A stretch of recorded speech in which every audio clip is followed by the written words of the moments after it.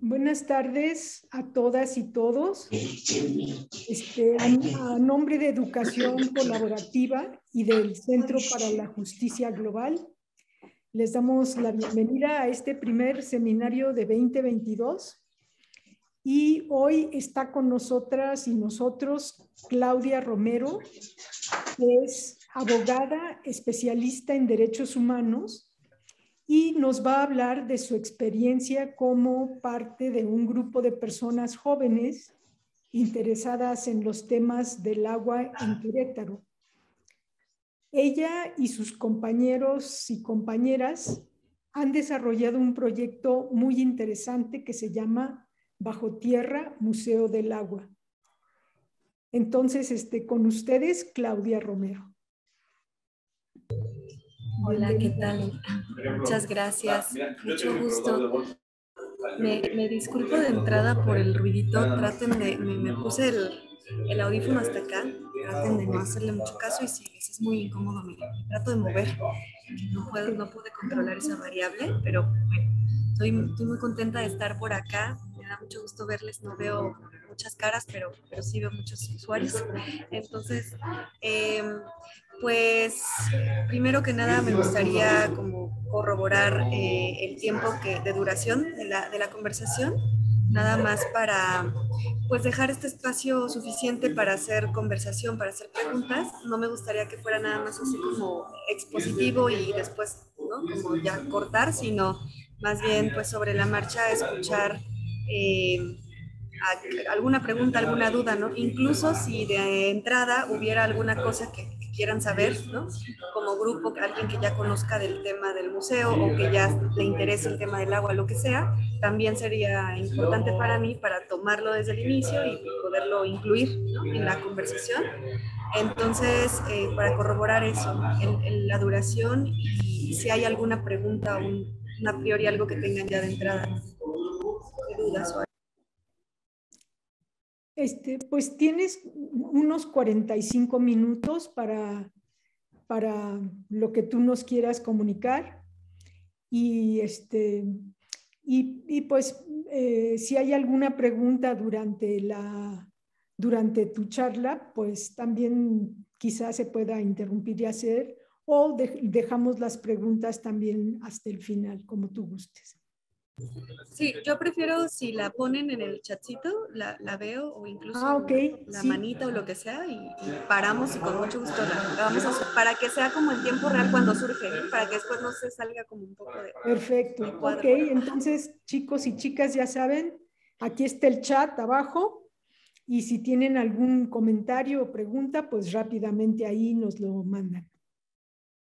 Súper, muchas gracias. Pues ahora sí, no sé si me dejen compartir pantalla porque me dice sí. no puedo. Ajá, ok. Sí, mientras comparte pantalla, Claudia, les pedimos a todos, chicos y chicas, si apagan su micrófono, por favor, para no interrumpir el sonido en lo que nos va a compartir Claudia. Gracias.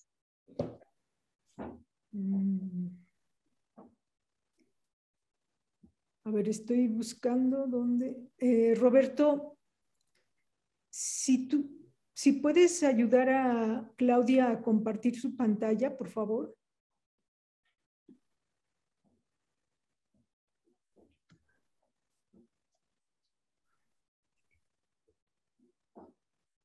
Eres Claudia Romero, ¿verdad? Permíteme. Sí. Gracias. Les comparto un poco que lo primero que les quiero mostrar es al equipo de trabajo, porque pues efectivamente yo vengo en representación, ¿no? De un colectivo de personas que tenemos 3 perfiles diferentes. La mayoría somos personas pues, más o menos de mi rango de edad y somos activistas ambientales, artistas y personas investigadoras de academia, ¿no? Entonces somos un grupo en ese tipo de perfil y les voy a presentar primero al equipo que creó el proyecto. Ajá, ya me deja. ¿Sí? Claudia, ¿puedes ver si puedes ya compartir tu pantalla, por favor? Ya, correcto.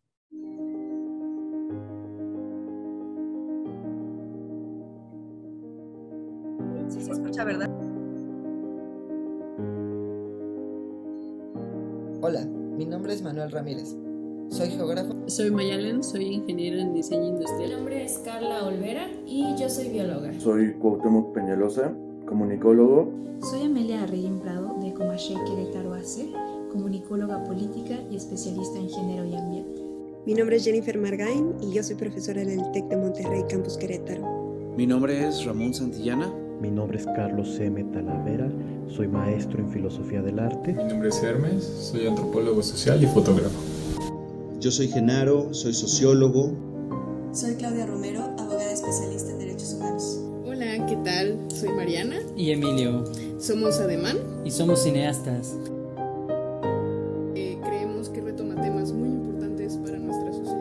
Vi en él una idea muy creativa. La posibilidad de generar un cambio cultural y educativo de fondo. Además de que el proyecto aporta mucho valor en cuanto a información. Devolver el conocimiento a las comunidades ahí donde tiene significado. Difusión de la información sobre el derecho al agua. Fue la posibilidad de construir una plataforma de divulgación y de denuncia. Procesos de producción audiovisual, porque me parece que los productos de no ficción son lo que le dan veracidad, contexto. Es un proyecto multidisciplinario que alberga no solamente el esfuerzo de investigación de personas dedicadas a la ciencia, sino también da cabida a otras maneras de entender la realidad. Pero sobre todo por la forma en que lo podíamos hacer, esta conversación entre arte, activismo, academia. He coincidido con tantas personas de diferentes lugares, visiones, vocaciones, y que tuviéramos esta meta en común de crear este proyecto para y por la sociedad. Colaborar para fortalecer la ciudadanía de las mujeres y las juventudes. Un cambio de conciencia de los problemas que nos rodean. La gente tan comprometida y responsable que conocí, que están dispuestos a trabajar por toda una comunidad. Compañeros y compañeras muy solidarios, empeñando todo su esfuerzo y su energía. Diferentes disciplinas implicadas y comprometidas con llevar su impacto más allá de sus plataformas habituales. Me gusta ser parte de un equipo así, de un equipo que propone, de un equipo que innova, al mismo tiempo que exige, que pone temas sobre la mesa, lo hace de una manera amena. Es un movimiento que aporta a la cultura de esta ciudad. Gran esperanza por todo lo que podemos lograr si seguimos trabajando, si seguimos recibiendo el apoyo de gente a la que le interesa marcar una diferencia. Creo que pronto este proyecto va a cobrar gran relevancia.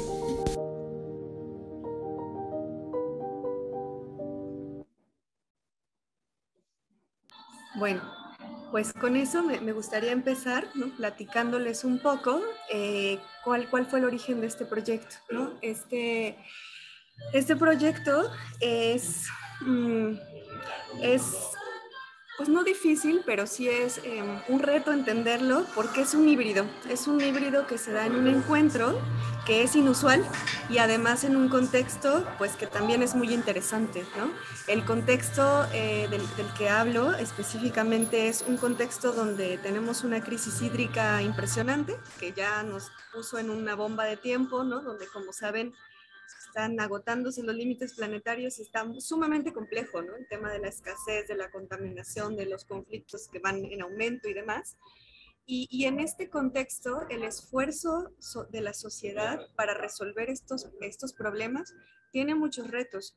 Uno de estos retos es fundamentalmente que comprender el problema es el primer paso fundamental para poder hacer algo que no termine reforzando las causas o empeorando las cosas, sino que realmente mueva, ¿no? En un entorno como es el agua, que es muy complejo, es parte de un sistema, ¿no? que articula muchas cosas, ¿no? El agua es algo que entra en la producción energética, alimentaria, el esparcimiento, la vida, los ecosistemas, ¿no? O sea, el agua atraviesa absolutamente todo. Y por lo tanto, resolver el tema del agua es entrarle a un montón de cosas, ¿no?, que son sumamente complejas y están interrelacionadas. Y en este esfuerzo social que se está haciendo para resolver, es fundamental articularnos, ¿no?, las visiones. ¿Por qué? Porque el gobierno va por un lado, la academia va por el otro lado, los activistas vamos por otro lado, y las disciplinas de la academia, es decir, la química, la matemática, las famosas ciencias naturales y ciencias sociales, cada quien, ¿no?, va por su riel, digamos. Y sin embargo, este es un tema que requiere de una comprensión, lo que se le conoce como integrada, que es decir, de entender todos los ángulos al mismo tiempo. Es decir, el problema del agua es un problema que requiere mucha unión social y mucha comprensión colectiva, ¿no? No se puede abordar solamente desde una solución ingenieril. ¿Por qué? Porque terminamos teniendo ciudades que olvidan su historia o sus culturas y entonces tienen infraestructuras pero que no resuelven, ¿no? Que terminan siendo ciudades donde no hay abastecimiento, pero sí hay inundaciones, ¿no? Pero sí hay un montón de infraestructura. O, por ponerles un ejemplo, porque digamos, la intervención de infraestructuras, megaobras hidráulicas es lo más común que se utiliza para resolver el famoso tema del agua. Y sin embargo, la realidad rebasa todo lo que se está haciendo, ¿no? Y lo vemos todos los días. Entonces, es esta realidad en donde el problema es sumamente complejo, crítico, ¿no?, emergente, y se necesita articular a los actores. En ese contexto, el proyecto que hoy les vengo a presentar con todo el cariño del equipo es una articulación. Es de hecho una articulación, ¿no? En este proyecto lo que ustedes ven es un híbrido entre la comunidad académica que aporta procesos de investigación, datos, ¿no?, conocimiento, rigor científico, o sea, todo este proceso de generar conocimiento, junto a la comunidad artística que lo que hace justamente es transmitir o traducir esos conocimientos a formatos en donde la población y las personas puedan acceder a esto, pero además conectar con esto. En el tema como de conocimientos, tenemos grandes obstáculos de que el conocimiento académico se queda en el estante, se queda entre las y los especialistas, se queda en un lenguaje que nos cansa leer, que no, si no estás especializado en el tema, te cuesta muchísimo trabajo y siempre se queda de alguna manera cautivo, capturado, ¿no?, elitizado o excluyente, ¿no?, en un lugar en donde solo cierto círculo puede hacer algo con ese conocimiento, ¿cierto? También en la comunidad artística de pronto que tiene esta capacidad de mover fibras sensibles, ¿no?, de tocarte en tu emoción, de mostrarte, de alcanzar otros niveles de conciencia, de pronto, si no está comprendiendo bien ese problema, también te motiva, te sensibiliza, pero no te da dirección, no te alcanza a decir como por dónde podemos ir, ¿no? Nada más te toca así decir, esto está tremendo. Y lo mismo pasa con la comunidad activista. Muchas veces en estos tiempos, y me alegra mucho que también sean mucho las juventudes quienes están ahorita muy activas, ¿no?, en la cuestión del cambio climático, por ejemplo, en decir hagamos algo. Pero la acción que no tiene fundamento en la comprensión de la realidad o en un conocimiento sólido también es una acción que termina muchas veces muy dispersa, ¿no?, generando mucho... ahora sí que mucha quema de energía, esfuerzos, recursos que se ponen y que al final no es efectivo, ¿no? Y esto lo vemos mucho en reforestaciones. Todo mundo quiere regenerar un planeta que se está quemando, ¿no?, un planeta que se está deforestando y que se está destruyendo. Pero el reforestar, si no se reforesta en la parte de la cuenca que se requiere reforestar, en la época en la que se requiere, con las especies que son propias del lugar y demás, puede terminar no solamente generando árboles muertos ahí que nada más fuimos a poner y que después no se convierten en nada, o descuidados que se quedan abandonados, sino también empeorar el problema, ¿no? Árboles que se chupan agua de un ecosistema que no tiene tanta agua o que llegan a traer otras especies invasoras a un lugar en donde, ¿no?, generamos un nuevo problema. Y eso tiene mucho que ver, pues es un ejemplo de esto que les digo de la acción, cuando la acción no tiene este fundamento, ¿no?, de decir entiendo lo que está pasando y además tengo los conocimientos para poder aplicar y hacer algunas soluciones, ¿no? En ese contexto, lo que sucede con Bajo Tierra, espérenme, si se ve, que es actualmente un museo virtual. Ustedes pueden visitarlo viendo a bajotierra.com.mx y aquí le dan en visitar el museo, en ver el museo y aquí entran. Es un museo virtual. Este proyecto nace de un conjunto de investigadores e investigadoras que estudiamos el tema del agua en Querétaro, ¿no? Nosotros éramos una bióloga, una abogada, un sociólogo y un antropólogo que nos estábamos haciendo preguntas sobre el agua. Y esas preguntas eran, por ejemplo, ¿qué determina en una sociedad que el agua limpia se vaya a unos espacios y el agua sucia a otros espacios, ¿no? El antropólogo se preguntaba, una infraestructura del agua, ¿qué me dice de la cultura del agua? ¿No? ¿Qué me dice de la sociedad que crea esa infraestructura? Yo como abogada me estaba preguntando, voy a regresar para que no nos distraigamos, ahorita les vuelvo a mostrar, yo me preguntaba cuáles son las relaciones de poder, ¿no? Cuando se maneja el agua, y la bióloga se preguntaba más bien cómo poder hacer un manejo del agua más ligado a los procesos de la naturaleza y de la cuenca, ¿no? Y sin embargo, cuando estuvimos estudiando estos casos en diferentes puntos de la ciudad de Querétaro, nos dimos cuenta de que llegábamos a los mismos lugares. No importa si alguien iba desde la biología y alguien desde cualquier disciplina, estábamos encontrando los mismos actores con las mismas dinámicas de acaparamiento, de impacto en los territorios, ¿no? De degradación, específicamente actores muy puntuales político-económicos, ¿no? Con intereses muy particulares, ¿no? Que estaban generando una serie de cosas en muchos puntos de la ciudad, y que lo que nosotros estábamos viendo desde nuestros ángulos estaba conectado. O sea, si tú revisas lo que encontró la bióloga, te da un pequeño escenario de un espacio, unas 4 comunidades en una microcuenca, ¿no? Pero cuando tú revisas su tesis con mi tesis y todas las, digamos, los diferentes esfuerzos, se creaba como una gran fotografía que te explicaba que esos casos no eran casos aislados, que eso se estaba repitiendo en patrones que estaban impactando toda la ciudad, ¿no? A diferente escala y en diferente forma, ¿no? Y que había ahí los conectores, por ejemplo, el tema del manejo privado del agua en la ciudad, era un conector muy importante que estaba ligado a la contaminación, pero también a los conflictos, pero también a la escasez, ¿no? Provocada. Y eso lo empezamos a ver a la hora de juntar nuestros trabajos, ¿no? De juntar nuestros esfuerzos individuales y nuestra visión en una lectura compartida, en una lectura común de qué es lo que está sucediendo, ¿no? Ahí hay como es un primer mensaje que quiero dejarles, ¿no? Muy explícito de la potencia de unir, ¿no? Los esfuerzos y las miradas.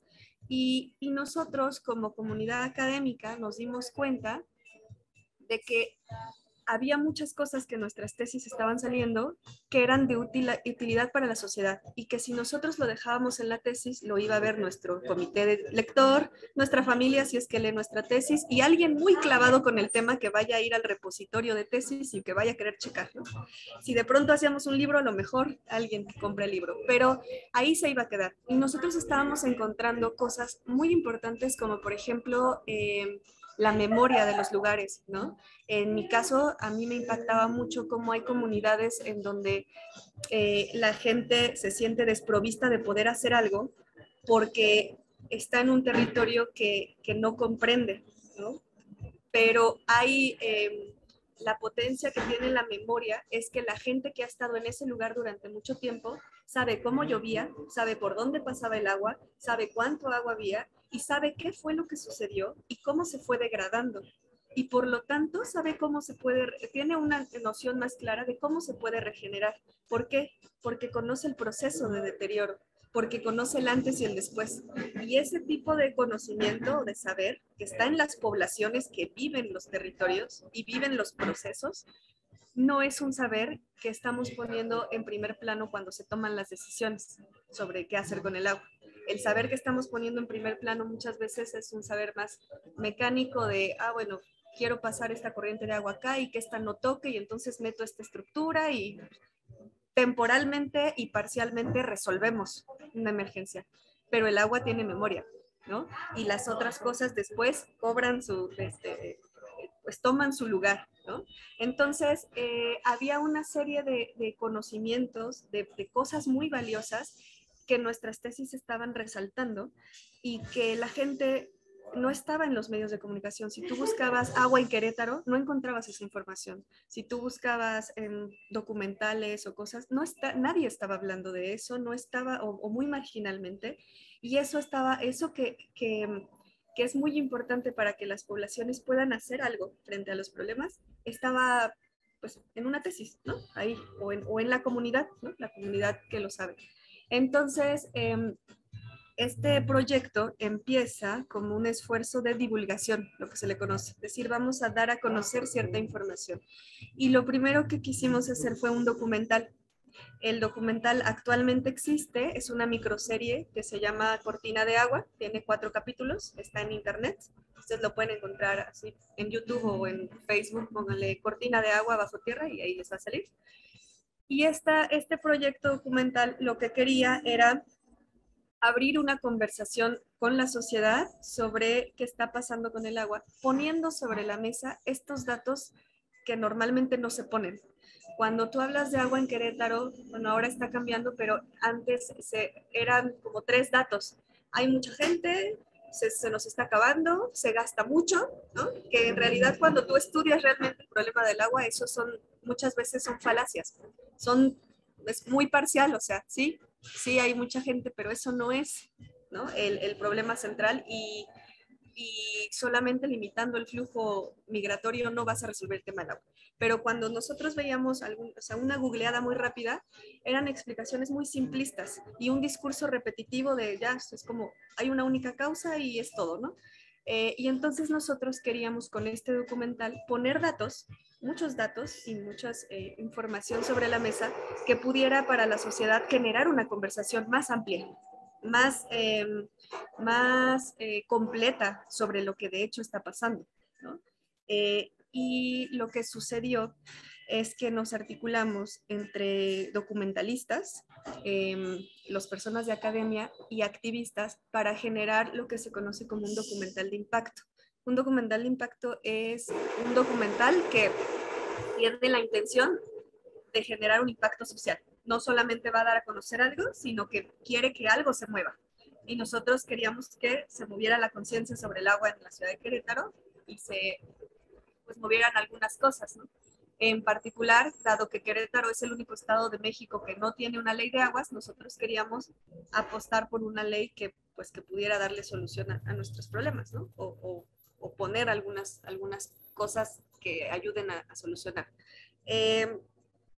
Pero en ese proceso nos dimos cuenta de que un documental como proceso creativo, artístico, tiene ciertos límites. Por más que sea un largometraje, pues tiene que tener una historia y tiene que tener una trama y tiene una longitud, ¿no? Específica y no hay más, ¿no? O sea, no puedes poner 5 tesis doctorales en un documental, ¿no? Eso generó que todo el resto de información se fuera convirtiendo en pequeños artículos tipo campaña, ¿no? Campaña informativa. Animaciones, videoclips, pequeños manuales, guías, infografías, etc.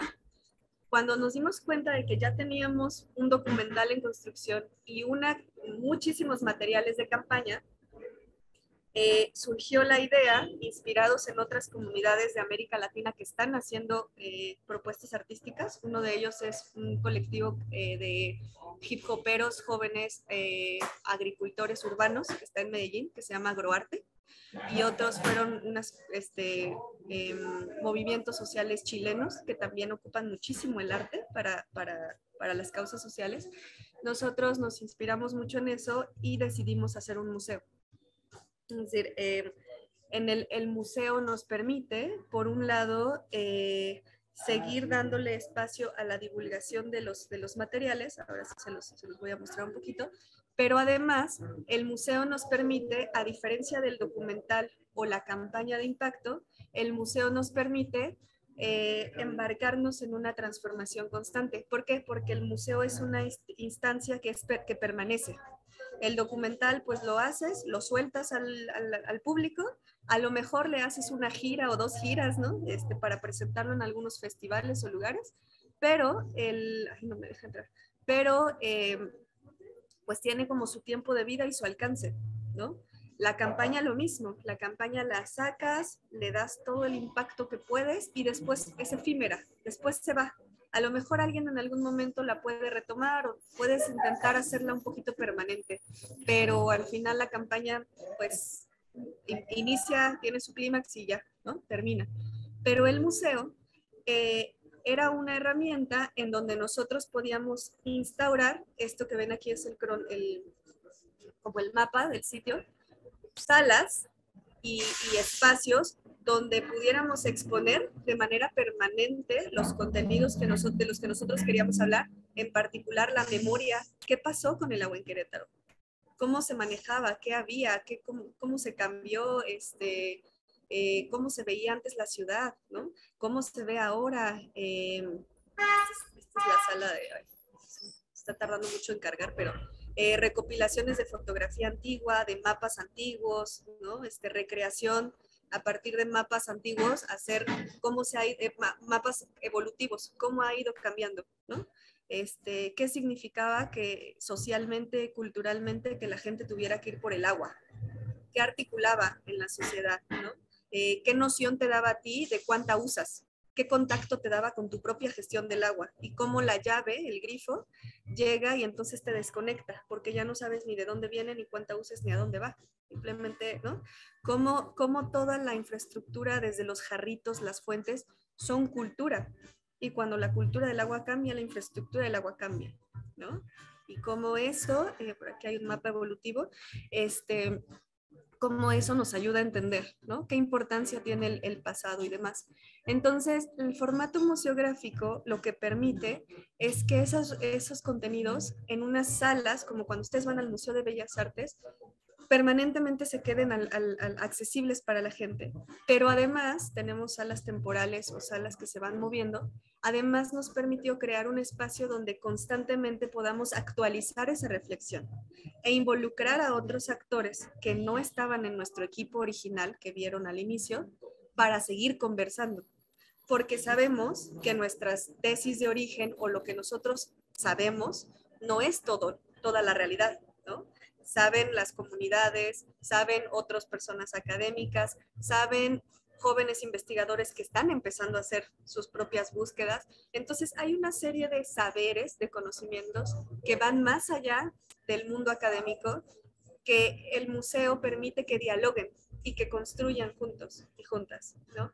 Entonces lo que hacemos un poco al empezar a actualizar nuestros contenidos es justo eso. Hay unos saberes que son bien interesantes, cartográficos, por ejemplo, en donde nosotros hacemos un mapa que muestra los puntos donde hay descargas de contaminación en los ríos de Querétaro, el arroyo Jurica, el río Querétaro, el río Pueblito, etc. Y esto es una creación colectiva.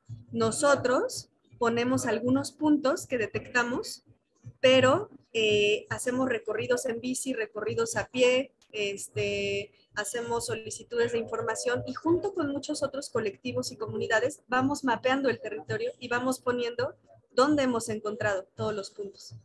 Esto, al mismo tiempo, es una pieza de museo, tiene un nombre, tiene una técnica, tiene un arte involucrado, pero es un medio de divulgación de información, ¿no? Que sirve para tomar decisiones y para actuar, sirve para denunciar, sirve para saber qué está pasando, sirve para saber dónde hay focos de enfermedad, por ejemplo, ¿no?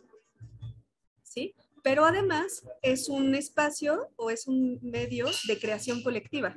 Es decir, lo que tú sabes, lo que yo sé, lo vamos asentando en un dispositivo que nos permite comprender mejor la realidad. Esa es la lógica que tiene el museo. Es decir, ahorita les voy a enseñar otra. Estas, por ejemplo, son piezas en donde lo que hacemos es ver qué ya se está haciendo y quién lo está haciendo. Ok, ¿quién tiene baño seco en la ciudad? Ah, pues estas personas. ¿Y cómo lo hacen? Ah, vamos a recuperar sus experiencias. ¿Cómo le hizo Raúl? ¿No? ¿Cómo le hizo Julieta? ¿Y qué es? Esto es informativo de qué es un baño seco, para qué sirve, cómo se usa, y quién lo está haciendo, y cómo lo está haciendo. Si se fijan, nuevamente volvemos a la lógica de hay saberes que no están en la academia ni en el mundo de los que saben, entre comillas, sino que están por todas partes y que son muy útiles Y esos saberes, de manera colectiva, los estamos recopilando y los estamos poniendo en dispositivos que al mismo tiempo informan, son útiles porque esa información sirve para algo, pero además son artísticos, son museográficos, son exposiciones, ¿sí? Entonces, bueno, un poquito aquí, el recorrido del museo es bien bonito, dense el tiempo, lo pueden visitar en cualquier hora del día, cualquier día de la semana, es lo padre de que esté en línea, ¿no? Y pues justamente, ya para ir perfilando la parte de las preguntas, lo que nosotros intentamos con esto es, en el fondo, siempre siguió siendo poner sobre la mesa información que nos permita comprender mejor la realidad y accionar mejor frente a ella, ¿no? Ha tomado muchos formatos y al final se decidió que fuera un museo, y es un espacio sumamente dinámico porque la información siempre se actualiza, siempre se enriquece, ¿no? Siempre hay nuevas líneas de investigación o de acción. Y algo bien bonito que decir antes de terminar de platicarles, es que todo lo que ustedes ven aquí, botones, escenografías, clips audiovisuales, música, poesía, podcast, fotografía, o sea, todo lo que ustedes ven aquí, esta obra es bien bonita porque es el río Querétaro en un GIF de corazón que te va mostrando el zoom in y el zoom out, ¿no? Está padrísimo. Todo lo que ustedes ven aquí lo hemos hecho gracias a la colaboración de un montón de jóvenes, estudiantes y personas en formación, voluntarios. Ahorita tenemos una contabilización de más de 200 personas en lo que lleva el proyecto existiendo, de personas de animación y arte digital, geografía ambiental, sociología, que han hecho todos y cada uno de los pedacitos de este museo, ¿no? Este espacio es una creación colectiva, colaborativa. Si yo me voy acá a la parte de créditos, van a encontrar los nombres de todas esas personas, jóvenes, en particular jóvenes, que han hecho pues, cada uno de estas obras, ¿no? Y actualmente, bueno, este proyecto es bien interesante porque es un híbrido. No es un museo propiamente tradicional, porque un museo se quedaría siendo un museo, exponemos y listo. Es un museo que se basa en investigación y en saberes, ¿no? Nosotros no podemos decir cualquier cosa porque necesitamos que la información esté muy rigurosamente cuidada, pero también es un museo que busca la acción. Nosotros salimos a reforestar, a limpiar cuerpos de agua, a hacer festivales, etcétera, etcétera. Entonces no somos solo un museo o un museo convencional. También somos una especie de centro de investigación, ¿no? Y también somos un actor que está en el territorio. Entonces, es bien interesante porque además al tener este formato digital, pues, también somos un museo, un museo distinto porque no tenemos una sede física. Lo que hacemos para llevar las exposiciones a la calle es itinerar, es poner pequeños modulitos, como esto que ven aquí, en cafés, en lugares, ¿no? En espacios públicos donde sacamos las exposiciones y las montamos, ¿no? Entonces, pues bueno, justamente este proyecto lo que lo hace tan interesante es que está en el campo de la innovación. No es ni un centro de investigación, ni un museo, ni un colectivo ecologista convencional. Lo otro que lo hace tan rico y tan interesante es que es muy intergeneracional. Quienes hemos estado en el museo tenemos prácticamente todas las edades, ¿no? Nos falta incluir más a las infancias, pero hay una sala infantil en el museo que estamos trabajando. Entonces tiene esta visión y además es un espacio donde recuperamos los saberes que ya tenemos como población, ¿no? Es un espacio donde reintegramos lo que normalmente en la realidad está separado, avanzando cada quien por su camino. Y aquí nos unimos arte, academia y activismo, aquí nos unimos diferentes disciplinas del áreas de conocimiento, aquí nos unimos comunidades, ¿no? De diferentes espacios de la ciudad. Entonces es una plataforma de encuentro, básicamente, ¿no? Y bueno, pues un poco hablar del proyecto es muy retador porque es un proyecto que nosotros decimos que es como un ser vivo muy orgánico que va creciendo, creciendo y a veces ya no lo podemos ni contener ¿no? de tanto que provoca y que detona y que genera. Pero bueno, intenté hacer un recorrido más o menos rápido y lo más completo para explicarles un poquito como por dónde va este proyecto y ahora sí me gustaría saber si algo de esto les llama la atención o pues, poder abrir la conversación, ¿no? Para no ser yo nada más la que esté hable y hable. Muchas gracias, Claudia. Qué interesante, realmente qué interesante. Espero que todos hayan visto allí bueno, con que googleen Bajo Tierra Museo ya lo encuentran y para que para que puedan ver la página, entrar porque entran a una cosa que los lleva a otra, que los lleva a otra. Está muy interesante. Entonces, si alguien tiene preguntas, Yola, a lo mejor te dejo a ti que... Sí, gracias. Sí, de verdad que qué plática tan interesante, Claudia, y de veras qué admirable, como dices tú, que es un colectivo, no es un solo grupo. O sea, aquí todos las personas que puedan participar, está muy motivador. Felicidades. Y bueno, chicos, pues, ¿qué opinan ustedes sobre esta plática? Esto que nos comenta Claudia. ¿Qué les motiva a ustedes como jóvenes? ¿Qué es lo que piensan? Nos gustaría saber muchísimo. Imagino que han de tener preguntas. Queremos creer que tienen preguntas. Entonces, anímense y pregunten. De verdad, lo que nos expuso ahora Claudia, pues es motivador. Yo estaba, conforme ibas presentando, Claudia, estaba pensando, veras, que se pueden hacer tantas cosas y los jóvenes ahora con esta amplitud de redes y de cosas, de tanta tecnología, híjole, tienen un mundo increíble por hacer y sobre todo un aprendizaje y también pues el empezar a cambiar todos, ¿no? Aquí comenta Ana Celia que qué interesante y reconocible, pues sí, la labor de todos los que colaboran en este gran proyecto, ¿no? ¿A poco no sería muy interesante, chicos, por ejemplo, que ahí en UTSMA surgiera algo así, ¿no? Con respecto al agua o la agroecología o no sé, otro tema, ¿no? Entonces, pues espero que esto les esté surgiendo interés y que se motiven a todos los chicos que están aquí. Nos gustaría mucho escuchar de ustedes. Perdón, ¿alguien iba a hablar? ¿Pueden levantar su mano también? ¿Sí me escucho? Sí, José Eduardo. Sí, es que bueno, a mí me interesaría mucho que existieran como actividades más, ¿cómo diría?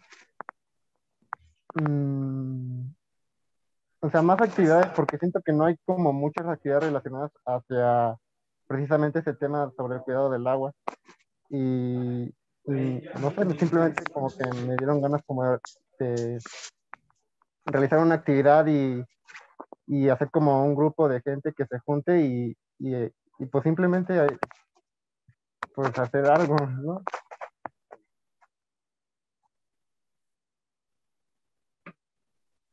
Ajá. Estas actividades, ¿te refieres al museo o en cuanto aquí a los temas del seminario o en cuanto a qué, José Eduardo?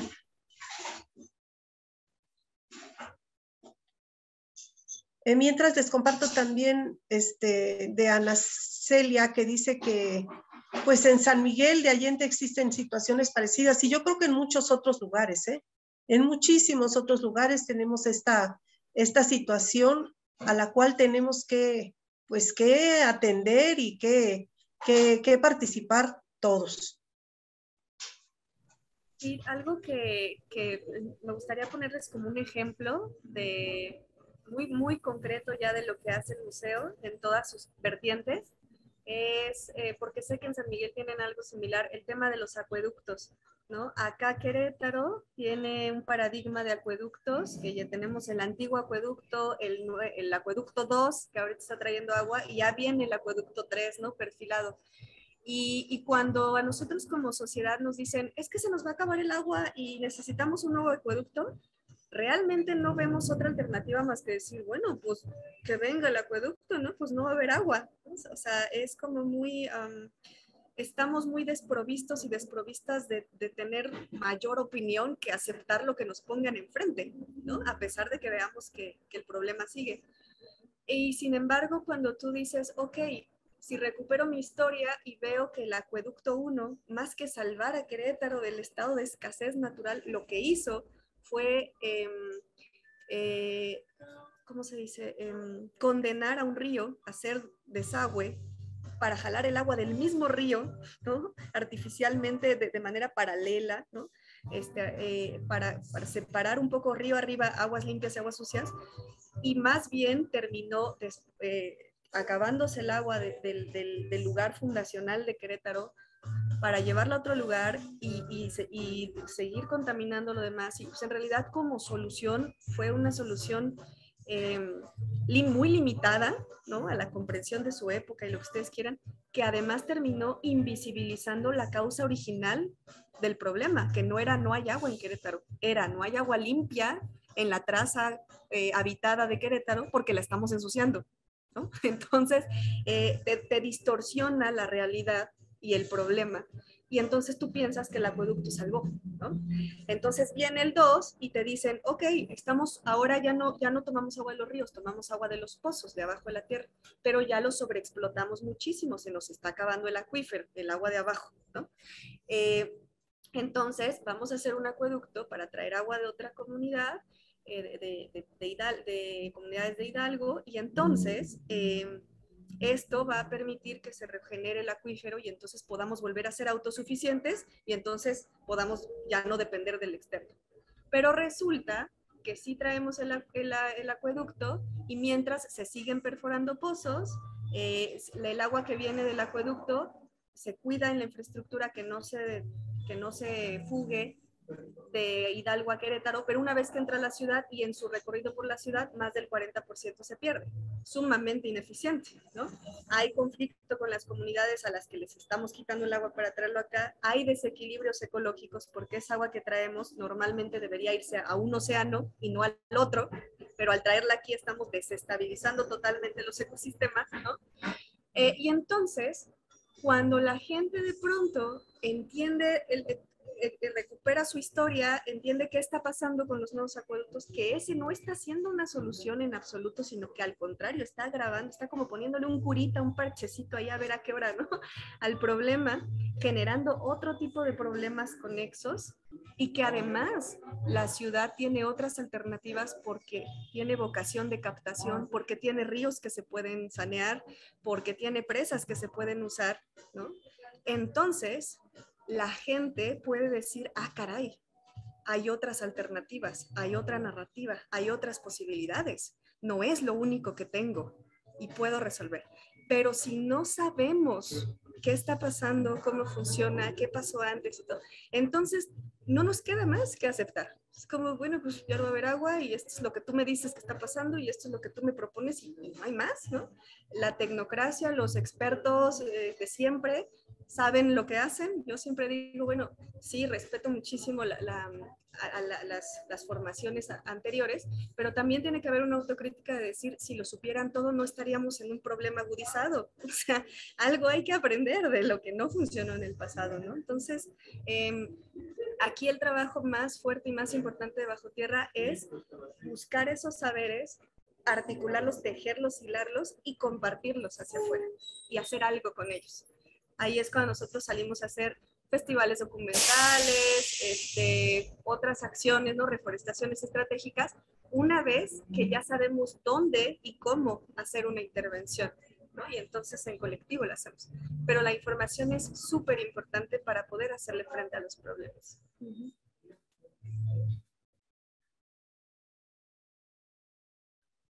Sí, muchas gracias, Claudia. Aquí Roberto pregunta, él es estudiante de fisioterapia y pregunta cómo puede implementar en su vida laboral el cuidado del agua. También comentan la situación ahorita en Nuxmac, la cocina que no tenían, dice que no teníamos agua, entonces es muy importante. Pues sí, vemos qué importancia es el cuidado del agua y estas pláticas creo que también nos inspiran para empezar a actuar, ¿no? Como comentas también tú, José Eduardo, de actividades que te refieres a pláticas de información, sobre todo sobre el cuidado del agua. Y pues qué bueno que está despertando este interés con ustedes y qué es lo que podrían hacer, Claudia, lo que podemos hacer todos para este tema del agua, para el cuidado, como dice Roberto, el laboral, en fin. Híjole, pues es que son como muchas cosas a muchas escalas, ¿no? Recién este año sacamos una agenda de donde se anotan las cosas que haces, donde los 365 días del año ponemos tips de qué hacer, ¿no? A todos niveles. O sea, hay muchísimo que hacer. Pero sí es muy importante, como cuando se piensa en acción por el agua, ver como los niveles de acción y saber, ¿no? Que muchas veces un gran error es decir, ¿son solo las grandes empresas y las grandes élites o es solo la gente? Eso siempre, ¿no? Como la gente gasta mucha agua o las empresas. Y en realidad, a lo que me refiero cuando hablo que es complejo es que hay un montón de responsabilidades diferenciadas. Entonces, tanto tengo que hacer a nivel personal, ¿no? Desde cómo gestiono el agua en mi casa, como tengo que hacer a nivel comunitario, ¿qué pasa en mi colonia cuando hay fugas? Las detectamos, todo el año se quedan ahí, nuestras paredes están como todas húmedas porque hay fugas abajo y no nos importa, ¿no? O sea, ahí está la dimensión comunitaria. Sé de plomería básica, tengo en mi casa todo arreglado o tengo una fuga que está todo el año ahí, no me importa, ¿no? Y cosas más amplias que tal vez no se notan tanto, pero por ejemplo el agua embotellada es una de las cosas que mayor impacto tiene, porque tiene un triple impacto. El agua que se embotella, el impacto es social y económico, el costo que se le pone al agua, la botella que se va después como desecho, el costo energético de producir la botella. O sea, el agua embotellada tiene como 8 cadenas y sin embargo es algo que hacemos con toda la naturalidad en el día a día. Voy y compro mi botella.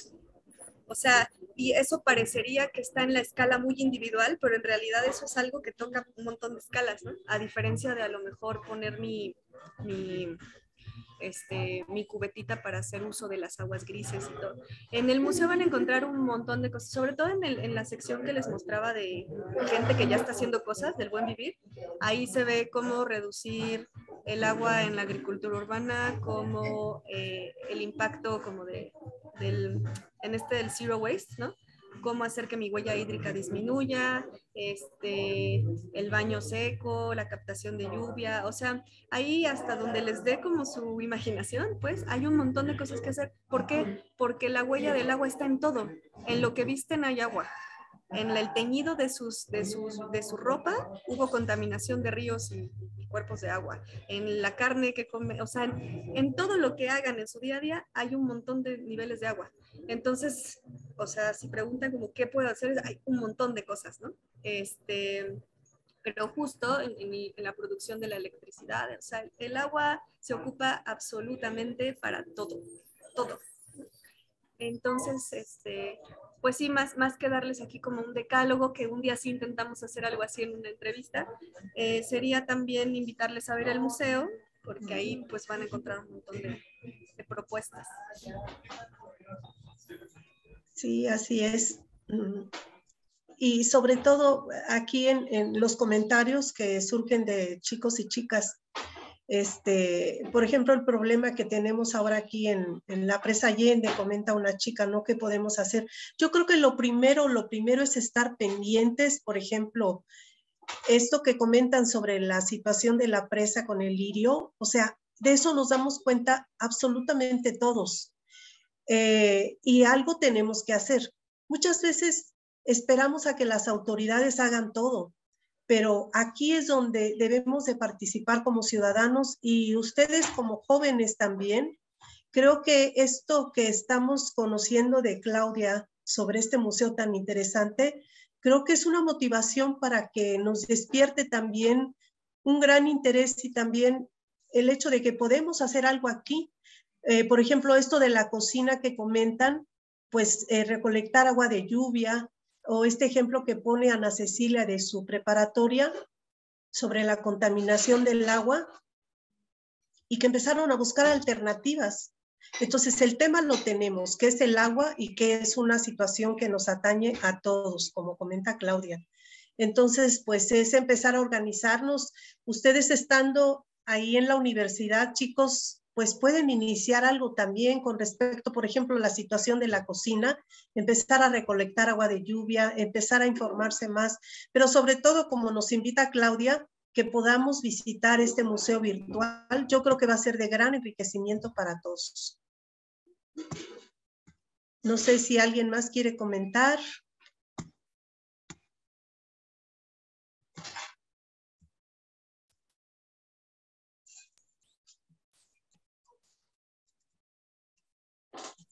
Roberto o Laura, no sé si tengan. Sí. ¿Me toca o espero un rato todavía? Ajá. ¿Voy? Sí, está bien, sí, sí. Bueno, pues la verdad, felicitaciones por el esfuerzo, por la magnitud que ha alcanzado el Museo Bajo Tierra. Yo recuerdo hace como año y medio visité su sitio y era un esbozo de lo que ahora ya tienen. Entonces, felicidades por el número de personas que está involucrado, por los objetivos, por algo tan creativo, tan original. En fin, muchas felicidades. La pregunta que quiero hacer es en relación al proceso de comunicación, que siempre se define como receptor y emisor y receptor, que lo interesante es que cambien de lugar esos puestos, esos lugares, y que el receptor se convierta en emisor y el emisor en receptor. En fin, en concreto, ¿qué tipo de canales, qué tipo de instrumentos han establecido para facilitar esta recepción de comentarios, de inquietudes, de propuestas que tengan los pobladores en general, que de origen son receptores, pero que la intención, y para que esto fluya y para que sea importante, tiene que convertirse en emisores, ¿no? En gente aglutinada, en gente organizada para el logro de ciertas cosas. Sí, esa es una súper pregunta. Aquí una cosa importante que decir del museo, que yo deseo de todo corazón que cambie algún día y nos permita como sostener más, es que actualmente sigue siendo un proyecto no financiado, o sea, autofinanciado, ¿no? No lucrativo, eso no tiene por qué cambiar, pero a lo que voy es, quienes trabajamos ahí en todos los niveles, no es nuestro, o sea, es como pues una acción de voluntariado, básicamente, ¿no?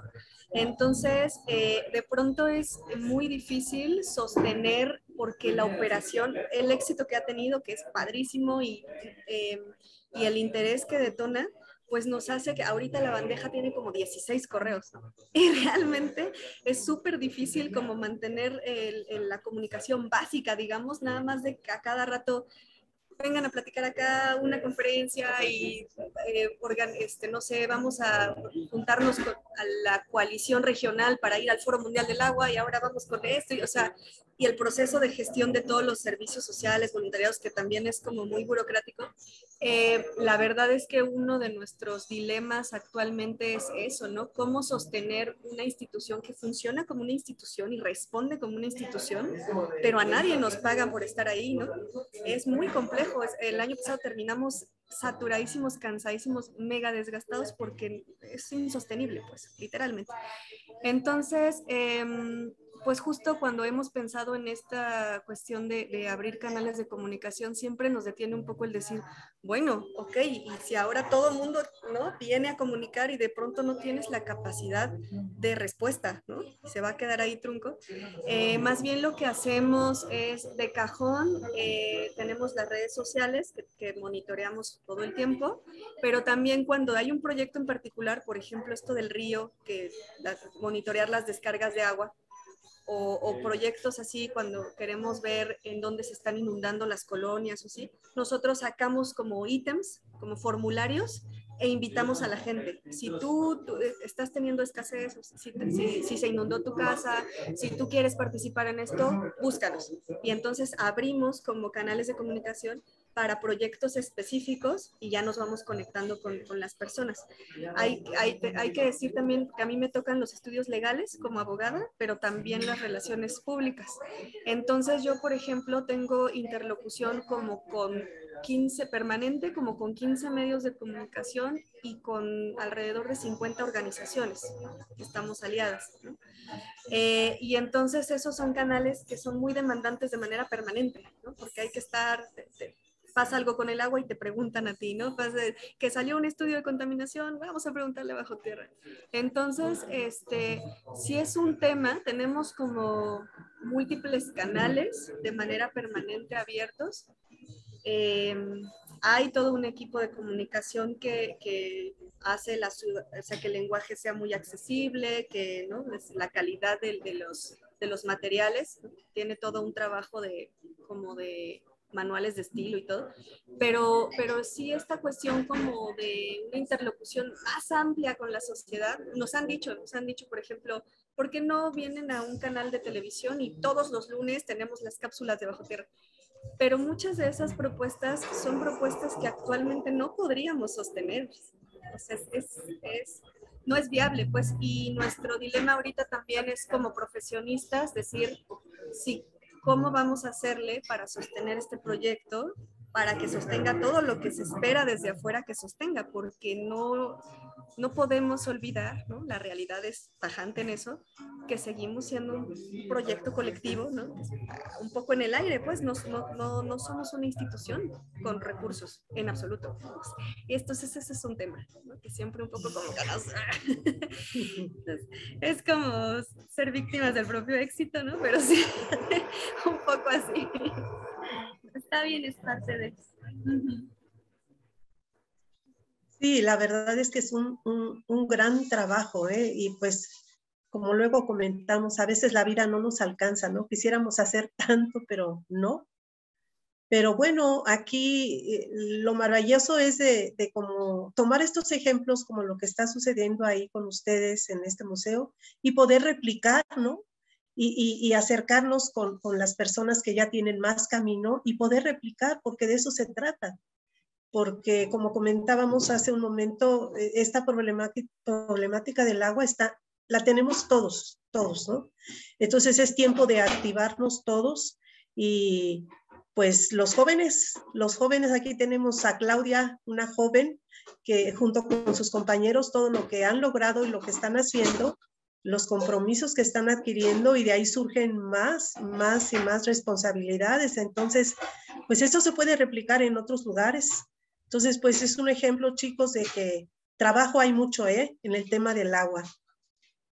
Y como comentaba este chico acerca de las pláticas, prácticas, pues claro que sí, de eso se trata, que cada vez estos seminarios con temas tan diversos, de verdad les inyecte esa chispa y ese interés para poder empezar a actuar, ya no solamente escuchar a algún ponente sobre un tema interesante y todo, sino que eso mismo despierte que yo veo que está despertando en ustedes y ya activarnos, ¿no? En lo que podamos apoyarlos, pero en cuanto a estas prácticas y talleres, pues por ahí podemos ir también y que esto no se quede nada más así en una plática, sino que nos despierte a actuar y empezar a hacer cosas en nuestro pequeño lugar, como comentaba este chico, Roberto, pues podemos hacerlo todo desde nuestra casa, donde trabajamos. Lo importante es empezar a tener conciencia de esta problemática, escuchar a las personas, en este caso como el museo a través de Claudia, que ya están haciendo algo en su ciudad, y es una ciudad muy grande, con mucha problemática. Y San Miguel de Allende es pequeño, sí, pero también con problemáticas muy serias que estamos viendo. Entonces todos tenemos que actuar. No sé si alguien más quiera comentar, quiera participar.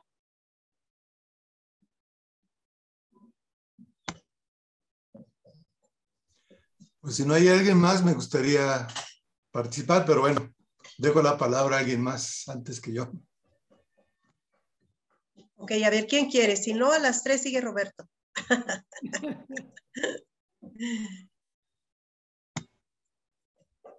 Pues yo creo que sí, Roberto, a ver. Bueno,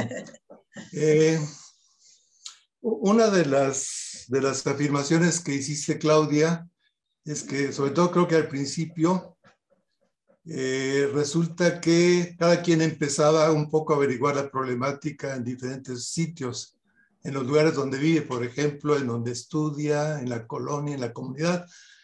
Y me llamó la atención que lo dijiste muy claramente. Encontrábamos con que la problemática es la misma, con que causas, efectos, cambian los actores, pero las circunstancias y la problemática es la misma.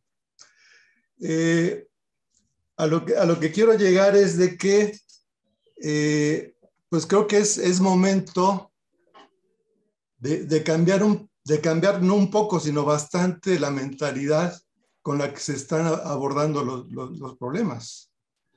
Por ejemplo, a mí ya me espanta oír que las autoridades no hacen nada en el acueducto, en el acuaférico que tenemos nosotros. Y la verdad es de que es un poco como delegar la responsabilidad en personas que tienen un trabajo por 3 años, que vienen de una situación de civiles como cualquiera de nosotros, por una varita mágica que quedan habilitados como autoridades, van a estar ahí 3 años menos medio año si se van a lanzar a ser candidatos nuevamente, a reelegirse. Entonces, obviamente, en ese esquema es iluso pensar que se van a resolver los problemas. Sencillamente no. Entonces, ahí, por ejemplo, lo que es súper imprescindible es que quien dé la pauta sea un movimiento social, un movimiento de la sociedad, pero coordinado, que realmente haya un mecanismo donde se le vaya dando un seguimiento. Y bueno, otra cosa que también creo que es momento de tomar en cuenta es acerca de las experiencias y de los conocimientos que están ahí para de verdad entender qué es lo que pasa en las ciudades. Estamos hablando de aspectos y de enfoques ecosistémicos, socioecosistemas. Finalmente, ahora he acudido a un par de charlas sobre las cuencas y dicen, todo el mundo vivimos en una cuenca. Y todo sucede y todo pasa en una cuenca, y problemas sociales, problemas económicos, problemas políticos, o sea, todo converge, todo forma parte.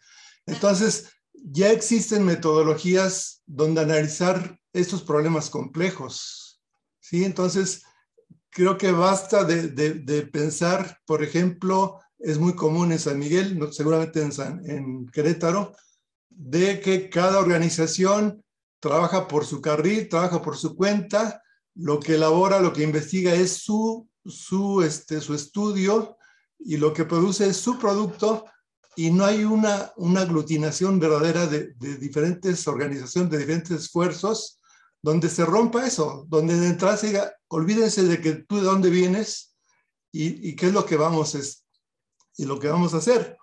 Y bueno, habrá muchas cosas que decir. Menciono 2 cosas nada más.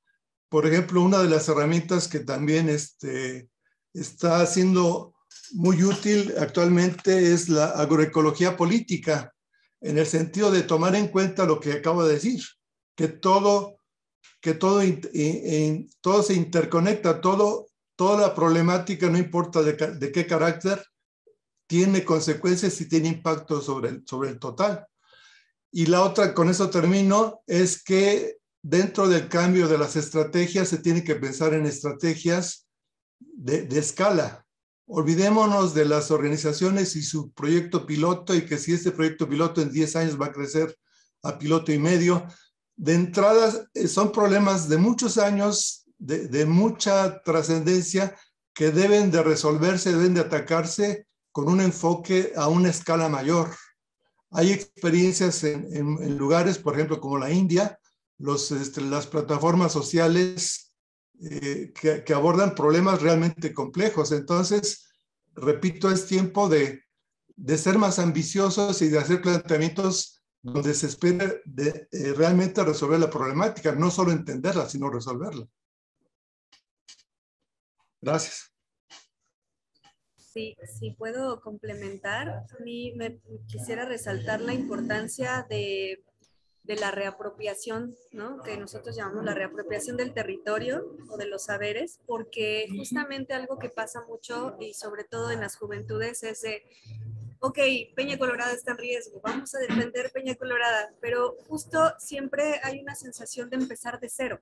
Y cuando yo busco la información, pues tengo que conocer a la ambientalista de toda la vida, ¿no? Que no la conozco, no tengo su contacto, y hay que hacer una transmisión como de la memoria oral, ¿no? De decir, oye, pues yo sé qué pasó, o ella tiene tales documentos, y entonces más o menos entiendo el contexto, pero lo que hacemos acá justamente, que toca esto de reapropiarnos y no delegarlo a quienes deberían saber, como puede ser el gobierno, pueden ser, ¿no? Siempre como los especialistas, me les llaman, y recuperar, reconocer y recuperar el propio saber, ¿no? Que se construye así como, pues como un rompecabezas. Es como, ok, ¿qué ha pasado en el río Querétaro? Ah, bueno, la contaminación no tiene 10, 20, 30 años. La contaminación, este río está siendo contaminado desde el virreinato, ¿no? ¿Y qué se ha hecho? Ah, pues se han hecho un montón de cosas. ¿Y qué no ha servido? Ah, pues esto no ha servido. ¿Por qué no ha servido? Ah, ¿no?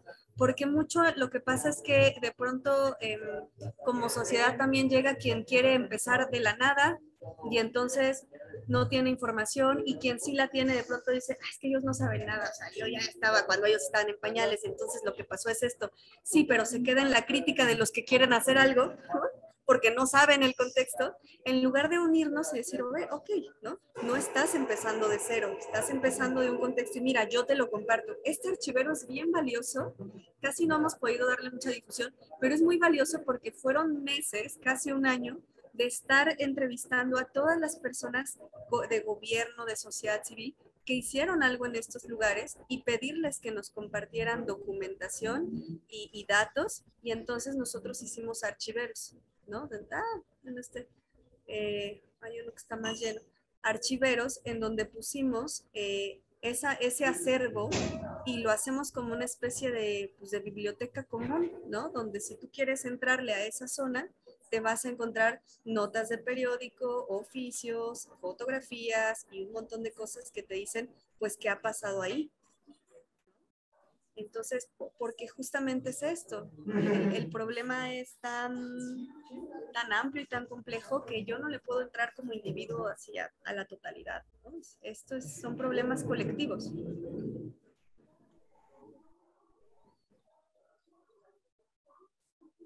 Pues sí, y como colectivos, como sociedad, lo tenemos que trabajar, ¿no? ¿Qué hacer? Pues, Laura, te cedo la palabra. Creo que no hay más comentarios ni preguntas.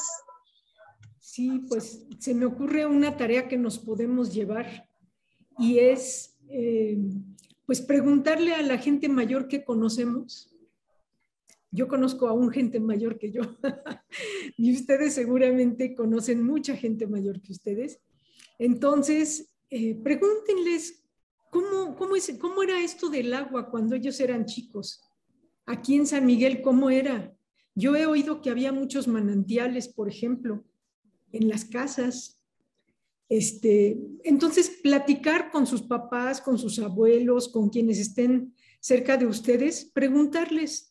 Empezar por allí, a lo mejor una cosa muy cercana a nuestra casa, pero empezar por allí y empezar a saber un poco de cómo era esto. Yo creo que eso de recuperar el conocimiento anterior es súper importante.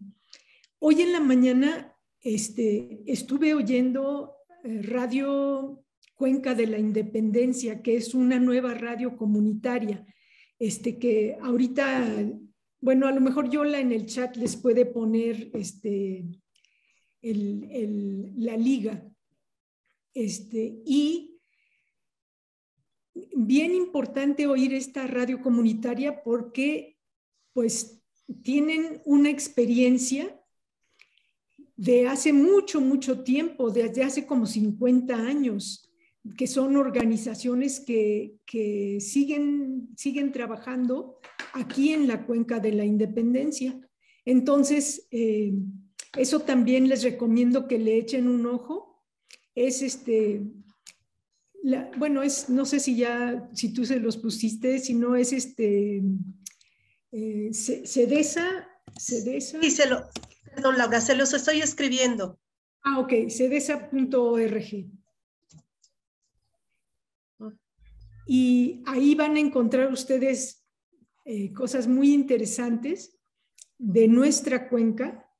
Y pues no me queda más que agradecerle a Claudia lo que nos ha compartido hoy. Muchas gracias, Claudia. Muchas gracias por compartirnos esta experiencia tan interesante y vamos a seguir metiéndonos ahí a su página para aprender más todavía. Gracias y gracias a todos por la invitación. No, al contrario, muchas gracias por la invitación. Perdón que nos tardamos mucho, pero no, estamos acá. Perfecto. Estuvo perfecto. Pues gracias de parte de Educación Colaborativa y del Centro para la Justicia Global. Les damos las gracias a todos y a todas. Gracias. Hasta luego. Buenas tardes a todos, muchas gracias Claudia y pues nos estaremos viendo pronto y qué bueno que ya tenemos tu contacto, Claudia.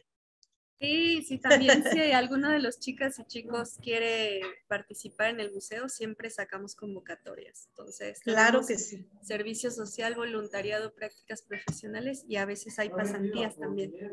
Entonces... Excelente. ¿Qué les parecería una sucursal del museo en San Miguel de Allende? Eso es algo que hemos también considerado, que queremos que sea replicable, ¿no? Ajá. Sí, lo hemos pensado. Oh, pues estaría muy bien. Mira, hay mucha materia disponible aquí con estos chicos, así que a ponernos las pilas todos y bueno, ojalá se pueda hacer. Gracias. Gracias, Claudia. Gracias a todos. Gracias. Buenas tardes. Hasta Nos luego. veremos pronto. Adiós.